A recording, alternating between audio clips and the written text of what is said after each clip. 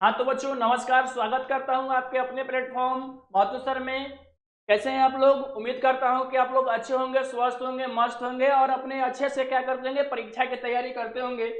आज हम लोग जो क्वेश्चन आंसर करने वाले हैं, आज जो हम लोग ऑब्जेक्टिव क्वेश्चन करने वाले हैं वो उस पार्ट का नाम है संपूर्ण क्रांति। आज हम लोग संपूर्ण क्रांति पार्ट का जो है क्वेश्चन आंसर यानी कि एमसीक्यू क्वेश्चन करने वाले हैं। जिस पार्ट के राइटर हैं जयप्रकाश नारायण। जिस पार्ट के राइटर कौन है? जयप्रकाश नारायण। जयप्रकाश नारायण के द्वारा लिखा गया यह पाठ संपूर्ण क्रांति है। एकदम तैयारी भी क्या है, जीत की है, और एकदम बिल्कुल आसान भाषा में एकदम आपके शब्दों में समझाया जाएगा और आपको अच्छी तरीके से क्या होगा, समझ में आ जाएगा। तो ज्यादा देर न करते हुए चलते हैं हम लोग अपने क्वेश्चन पर चलते हैं हम लोग। हमारा जो पहला क्वेश्चन है आपके सामने है कि किसने कहा था कि अभी न जाने कितने मिलो इस देश की जनता को जाना है। इस कथन को किसने कहा था कि अभी न जाने कितनों मील यानी कितनी दूर इस देश की जनता को जाना है। तो बच्चों आपके सामने ऑप्शन नंबर है Mahatma Gandhi, option number B है doctor Rajendra Prasad, option number C है Jawaharlal Nehru, option number D है लाल बहादुर शास्त्री। इसका जो राइट आंसर हो जाएगा वो जवाहरलाल नेहरू ने इस बात को कहा था कि अभी न जाने इस देश की जनता को कितने दूर तक क्या करना है, जाना है। मतलब कि अपने देश के विकास के लिए, अपने देश के विकास के लिए अभी न जाने इस देश की जनता को कितने दूर तक जाना पड़ेगा, अभी कोई यह ठीक नहीं है। यह कथन किसने कहा था? जवाहरलाल नेहरू ने कहा था भाई।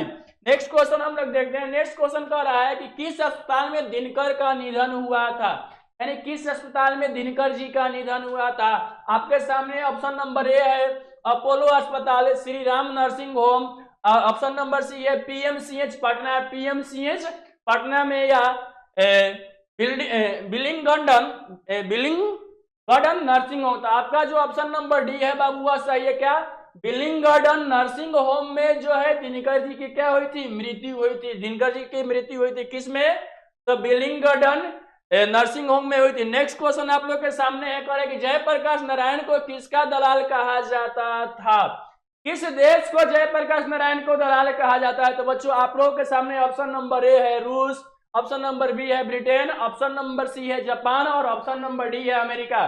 तो जयप्रकाश नारायण को अमेरिका का दलाल कहा जाता था। किसको कहा जाता था? अमेरिका का दलाल कहा जाता था। नेक्स्ट क्वेश्चन आप लोगों के सामने है बच्चों, जयप्रकाश नारायण ने स्वास्थ्य पर निगरानी रखने वाले डॉक्टर का क्या नाम था। यानी जयप्रकाश नारायण की जो स्वास्थ्य यानी तबीयत पर निगरानी रखने वाले जो डॉक्टर थे, उस डॉक्टर का बच्चों क्या नाम था। ऑप्शन नंबर ए है doctor Rahman, option number B है doctor Irfan, option number C है doctor Maqbool, option number D है डॉक्टर एजाज। तो बच्चों आपका जो ऑप्शन होगा वो ऑप्शन नंबर ए क्या होगा, सही होगा। यानी कि जयप्रकाश नारायण के जो स्वास्थ्य की निगरानी करते थे उस डॉक्टर का नाम था डॉक्टर रहमान।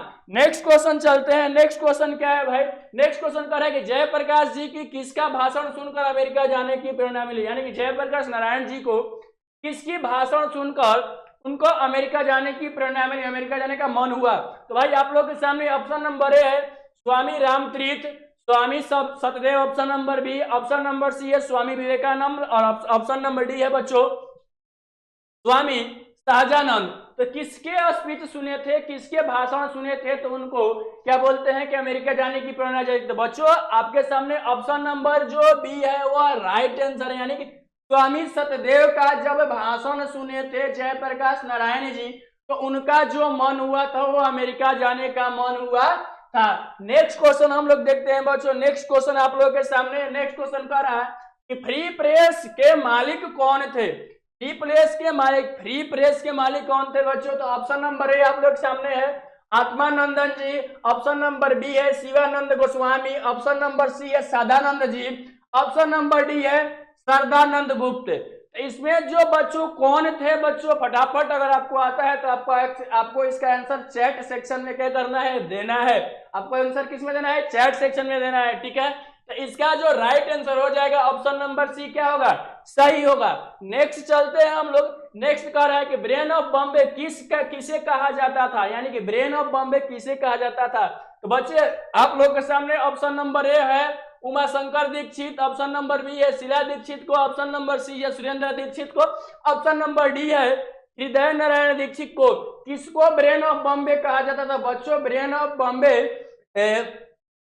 उमाशंकर दीक्षित को कहा जाता था। नेक्स्ट क्वेश्चन पर बच्चों चलते हैं। नेक्स्ट क्वेश्चन हमारा क्या है? नेक्स्ट क्वेश्चन कह रहा है कि जयप्रकाश नारायण ने आईएएस की परीक्षा कहां से पास की थी?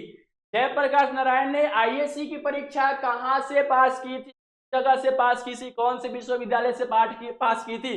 तो ऑप्शन नंबर ए है आप लोग के सामने बच्चों, पटना कॉलेज से, पटना साइंस कॉलेज से, हिंदू विश्वविद्यालय से, और ऑप्शन नंबर डी है बच्चों बिहार विद्यापीठ से। तो जयप्रकाश नारायण जी हो किस विश्वविद्यालय से परीक्षा पास किए थे? तो जो ऑप्शन नंबर जो डी है आपका सही है। जयप्रकाश जी ने जो नारायण जी थे वो बिहार विद्यापीठ से क्या किए थे? उन्होंने परीक्षा पास किया था। नेक्स्ट क्वेश्चन पर हम लोग चलते हैं बच्चों। अगला क्वेश्चन आप लोगों के सामने है, कह रहा है कि लेनिन की मृत्यु कब हुई? तो लेनिन की मृत्यु ऑप्शन नंबर ए में कह रहा है 1925 में, ऑप्शन नंबर बी कह रहा है 1932 में, ऑप्शन नंबर सी कह रहा है 1938 में, और ऑप्शन नंबर डी में बच्चों कह रहा है 1924 में। तो लेनिन की मृत्यु बच्चों आपका राइट आंसर हो जाएगा ऑप्शन नंबर डी। लेनिन की मृत्यु सन 1924 ईस्वी में हुई थी। आप लोगों को 10वीं क्लास की जब आप इतिहास पढ़ते होंगे तो उसमें लेनिन के बारे में बताया गया था, और उसमें ये सारी चीज बताया गया था। लेनिन क्या था, लेनिन कैसा व्यक्ति था, लेनिन राजनीतिज्ञ था, कूटनीतिज्ञ था, कैसा था, लेनिन कहाँ का रहने वाला था, ये सारा चीज जब आप लोग 10th का इतिहास पढ़े होंगे तो उसमें सारी चीज आपको क्या किया गया होगा, बताया गया होगा। फिलहाल चलते हैं हम लोग नेक्स्ट क्वेश्चन पर। नेक्स्ट क्वेश्चन क्या है? नेक्स्ट क्वेश्चन कह रहा है कि जयप्रकाश जी मार्क्सवादी कब बने, यानी कि जयप्रकाश नारायण जी मार्क्सवादी कब बने? तो आपके सामने बच्चों ऑप्शन नंबर ए है 1928 में, ऑप्शन नंबर बी है 1927 में, ऑप्शन नंबर डी है 1968 में, सॉरी ऑप्शन नंबर सी है जो 1938 में, और ऑप्शन नंबर डी है बच्चों 1924 ईस्वी में। तो जयप्रकाश नारायण जी जो है आपका राइट आंसर हो जाएगा ऑप्शन नंबर डी बच्चों। जयप्रकाश नारायण जी जो है 1924 ईस्वी में मार्क्सवादी बने थे। नेक्स्ट क्वेश्चन पर हम लोग चलते हैं। नेक्स्ट क्वेश्चन आपके सामने कह रहा है फणीश्वर नाथ रेणु की पुस्तक है, फणीश्वर नाथ रेणु की पुस्तक कौन सी है? ऑप्शन नंबर ए है सत्यकाम, ऑप्शन नंबर बी है कुरुक्षेत्र, ऑप्शन नंबर सी है उस जनपद का कवि हूं, ऑप्शन नंबर डी है बच्चों महिला आंचल। इसमें कौन सा ऑप्शन सही है? तो इसका ऑप्शन नंबर बी जो है वो सही है। फणीश्वर नाथ रेणु की जो पुस्तक है, वो फणीश्वर नाथ रेणु की जो किताब है उसका वो कौन सी किताब है? तो कुरुक्षेत्र उनकी किताब है। नेक्स्ट क्वेश्चन पर हम लोग चलते हैं। आगे वाला क्वेश्चन देखते हैं। आगे वाला क्वेश्चन क्या कह रहा है? कह रहा है कि 1974 में बिहार प्रदेश के मुख्यमंत्री कौन थे? बिहार राज्य के मुख्यमंत्री सन 1974 ईस्वी में कौन थे बच्चों? आइए ऑप्शन नंबर ए देखते हैं, कृष्ण वल्लभ भाई सहाय, उसके बाद देखते हैं अब्दुल गफूर, उसके बाद अनुग्रह नारायण सिंह थे या महामाया प्रसाद थे। तो 1974 ईस्वी में जो बिहार राज्य के मुख्यमंत्री थे बच्चों वो अब्दुल गफूर थे। कौन थे? अब्दुल गफूर थे। नेक्स्ट क्वेश्चन बच्चों आप लोग के सामने, किसे लोकनायक के नाम से जाना जाता है? किसे लोकनायक के नाम से जाना जाता है बच्चों? तो आपको मैंने ही पहले ही बताया कि जयप्रकाश नारायण को ही लोकनायक के नाम से क्या किया जाता है जाना जाता है। तो इसका आंसर जो हो जाएगा, राइट आंसर हो जाएगा ऑप्शन नंबर बी बच्चों। नेक्स्ट क्वेश्चन पर चलते हैं। नेक्स्ट क्वेश्चन कर रहा है कि जयप्रकाश नारायण का जन्म, यहाँ पर देखिए जन्म ना छूट गया है भाई, टाइपिंग में मिस्टेक हो गया है, टेंशन नहीं लीजिएगा, बाकी सारी चीज क्या है सही है। जयप्रकाश नारायण जी का जन्म कब हुआ था बच्चों? तो ऑप्शन नंबर ए जो है 11 अक्टूबर 1902 को, ऑप्शन नंबर बी जो है 8 अक्टूबर 1904 को, ऑप्शन नंबर सी है 8 सितंबर 1903 ईस्वी को, और ऑप्शन नंबर डी है 18 अक्टूबर 1902 ईस्वी को। तो इसमें जो राइट आंसर है भाई, अब 11 अक्टूबर 1902 ईस्वी को जो हुआ था जयप्रकाश नारायण जी का जन्म हुआ था। एक बात मैं आपको साथ साथ बताते चलूं कि आप लोग जितनी बार इसका प्रैक्टिस कीजिएगा, जितनी बार रिवीजन कीजिएगा, उतना ही फायदा होने वाला है। क्योंकि जितना भी मैं एमसीक्यू चैप्टर वाइज करा रहा हूँ, जितना भी मैं एमसीक्यू पार्ट वाइज करा रहा हूँ, सारे एमसीक्यू एग्जाम में आने वाले हैं। इसमें से हर एक चैप्टर में से 2 या 3 एमसीक्यू आप लोग के एग्जाम में पूछने ही वाला है। इससे बाहर कोई एमसीक्यू देगा नहीं भाई। जितना भी 30 एक चैप्टर से 30 एमसीक्यू 40 एमसीक्यू करा रहा हूँ, तो इतना देख लीजिए तो उससे बाहर आपको देखने की कोई आवश्यकता ही नहीं पड़ेगी। ये मेरा पूरा गारंटी देकर कह रहा हूँ। चलते हैं बच्चों नेक्स्ट क्वेश्चन पर। नेक्स्ट क्वेश्चन क्या है भाई? तो नेक्स्ट क्वेश्चन कह रहा है कि जयप्रकाश नारायण की पत्नी का नाम था, जयप्रकाश नारायण की पत्नी का नाम क्या था? तो ऑप्शन नंबर ए है आपके सामने बच्चों Lilavati Devi, option number B है बच्चों Amravati Prabha, option number C है Prabhavati Devi, option number D है प्रभा सिन्हा। तो ऑप्शन नंबर जो सी है बच्चों हमारा क्या है सही आंसर है। ऑप्शन नंबर सी क्या है सही है, यानी कि जयप्रकाश नारायण की पत्नी का नाम था प्रभावती देवी। तो ऑप्शन नंबर सी हमारा क्या हो गया, करेक्ट आंसर। आगे नेक्स्ट क्वेश्चन पर चलते हैं बच्चों। नेक्स्ट क्वेश्चन कह रहा है कि रिकंस्ट्रक्शन ऑफ इंडिया पॉलिटी किसकी रचना है। यह बुक किसने लिखा था, कौन सा book, reconstruction of India polity, यह बुक किसने लिखा था बच्चों। ऑप्शन नंबर ए आपके सामने बच्चों Jawaharlal Nehru, option number B Ram Manohar Lohia, option number C Madan Mohan Malviya और option number D Jayaprakash Narayan. तो हमारा जो राइट आंसर होगा बच्चों वो ऑप्शन नंबर डी होगा। इस पुस्तक की रचना किसने किया था, तो जयप्रकाश नारायण जी ने किया था। नेक्स्ट क्वेश्चन पर चलते हैं बच्चों। प्रजा सोशलिस्ट पार्टी का गठन कब हुआ था, प्रजा सोशलिस्ट पार्टी का गठन कब हुआ था बच्चों। तो ऑप्शन नंबर ए जो है 1952 ईस्वी में, ऑप्शन नंबर बी है 1949 ईस्वी में, ऑप्शन नंबर सी है 1947 ईस्वी में और ऑप्शन नंबर डी है बच्चों 1962 ईस्वी में। इसमें जो राइट आंसर होगा बच्चों आपका ऑप्शन नंबर ए क्या होगा, सही होगा, यानी कि 1952 ईस्वी में जो है प्रजा सोशलिस्ट पार्टी का गठन हुआ था। नेक्स्ट क्वेश्चन पर चलते हैं हम लोग और देखते हैं जयप्रकाश नारायण को भारत रत्न की उपाधि कब मिली थी।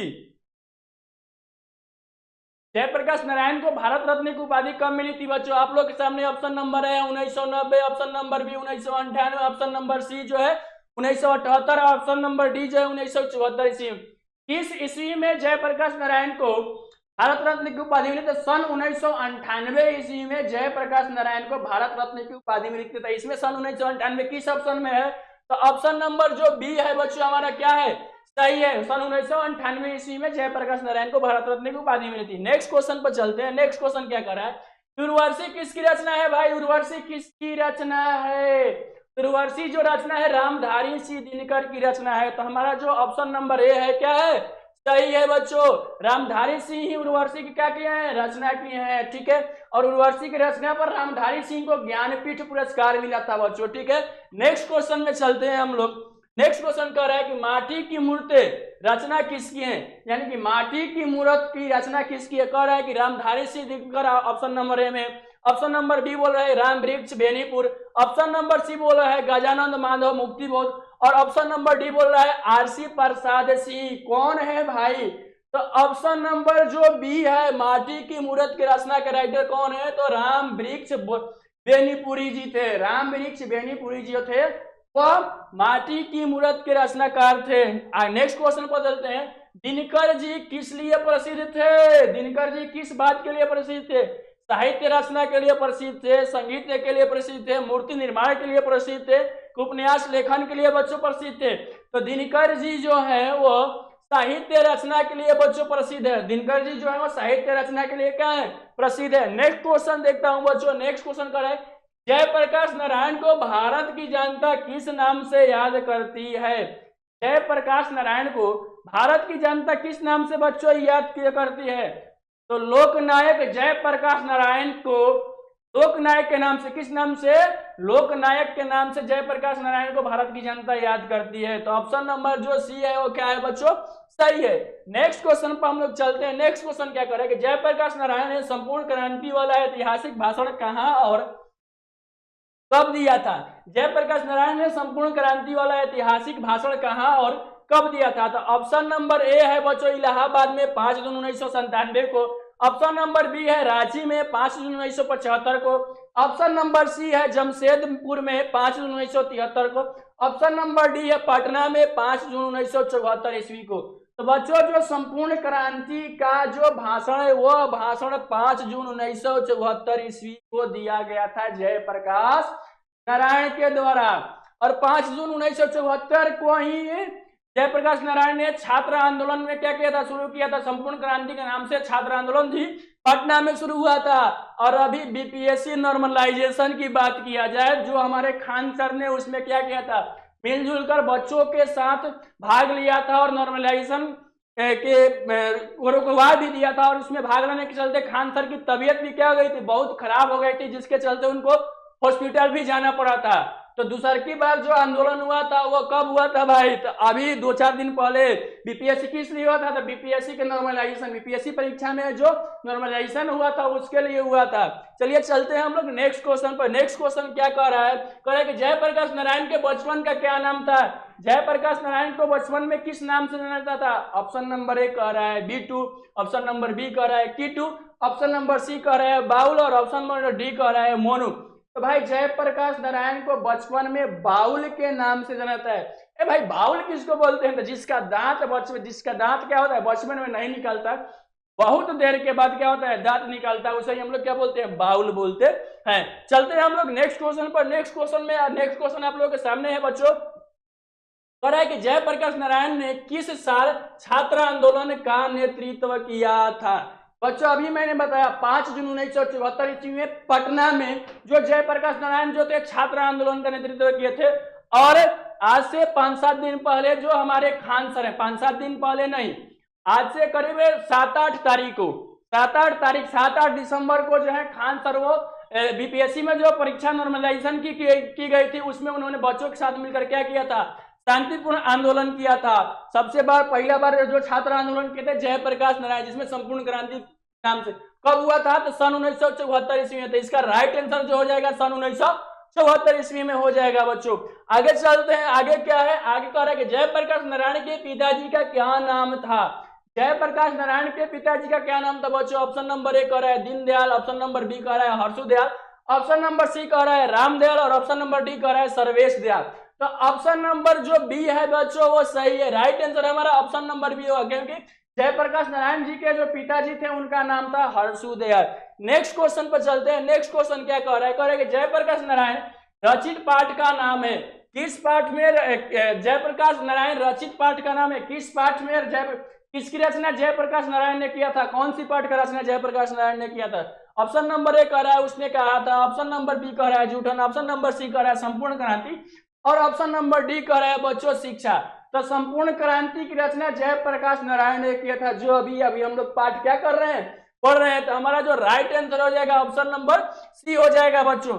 आगे बढ़ते हैं। आगे देखिए संपूर्ण क्रांति क्या है बच्चों? संपूर्ण क्रांति जो पाठ हम लोग पढ़ रहे हैं वो क्या है? कहानी है, निबंध है, भाषण है या साहित्य है या इनमें से कोई नहीं?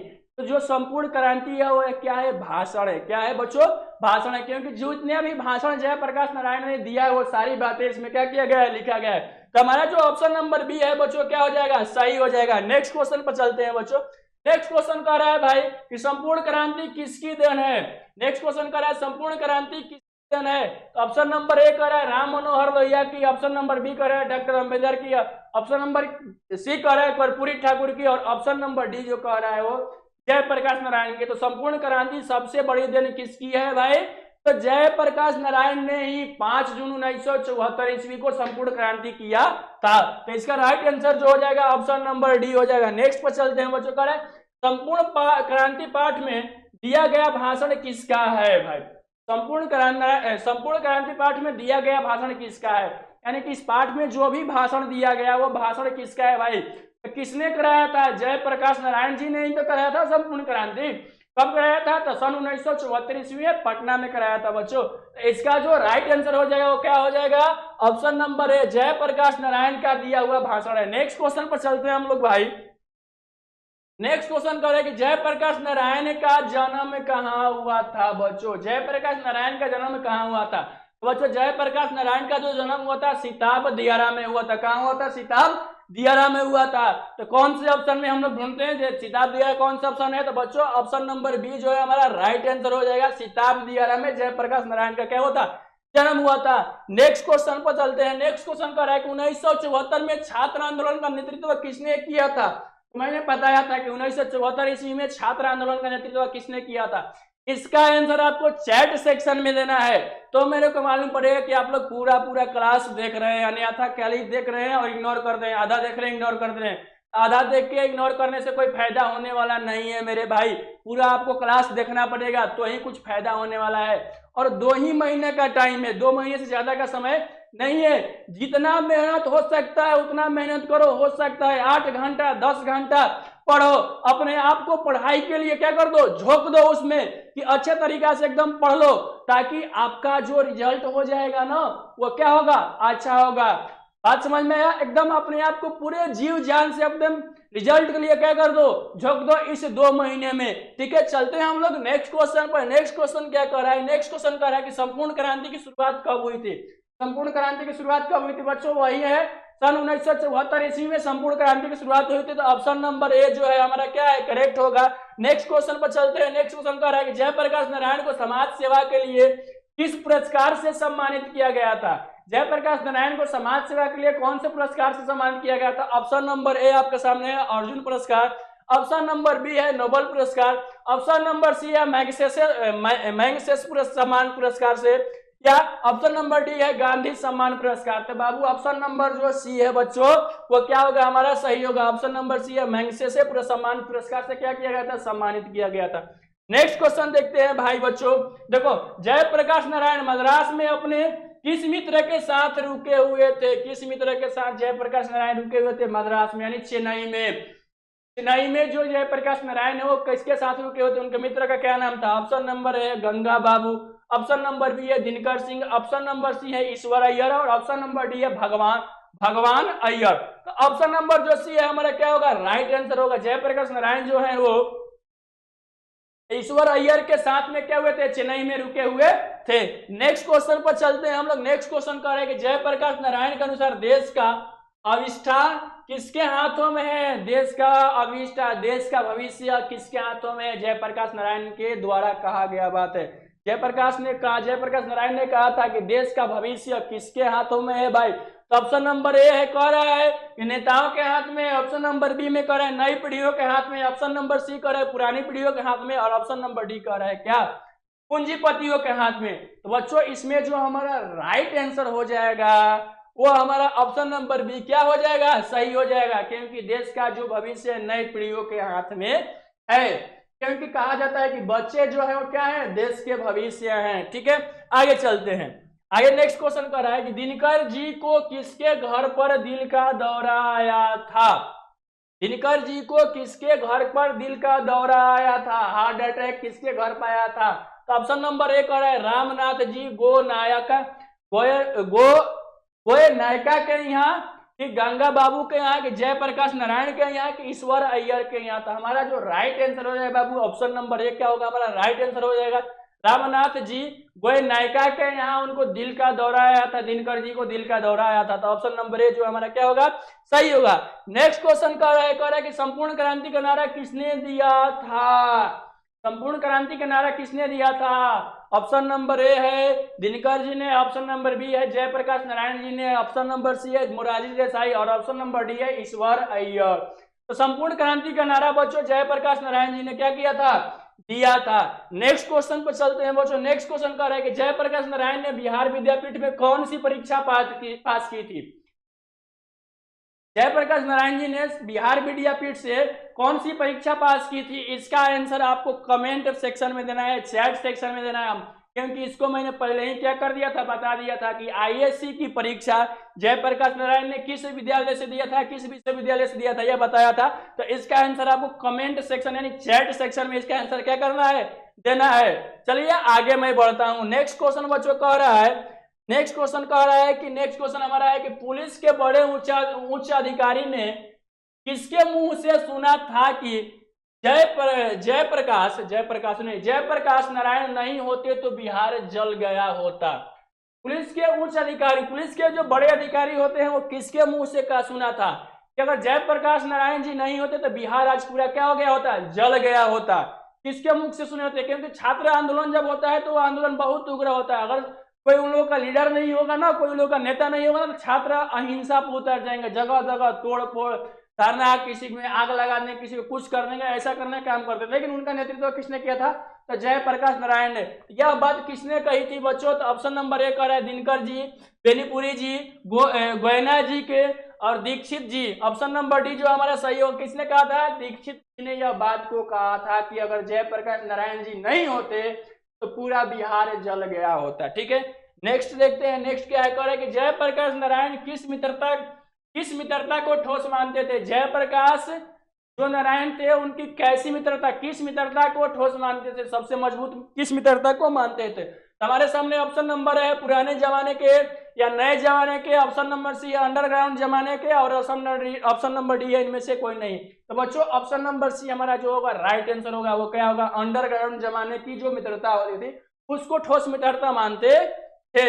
नेक्स्ट क्वेश्चन कह रहा है कि जयप्रकाश नारायण किसको भाई कहते थे? जयप्रकाश नारायण किसको भाई कह के संबोधित करते थे? दिनकर जी को कहते थे, जवाहरलाल नेहरू जी को कहते थे, कि रामनाथ कोई नायका को कहते थे, या गंगा बाबू को कहते थे? हमारा जो राइट आंसर हो जाएगा बाबू जवाहरलाल नेहरू हो जाएगा। क्या हो जाएगा?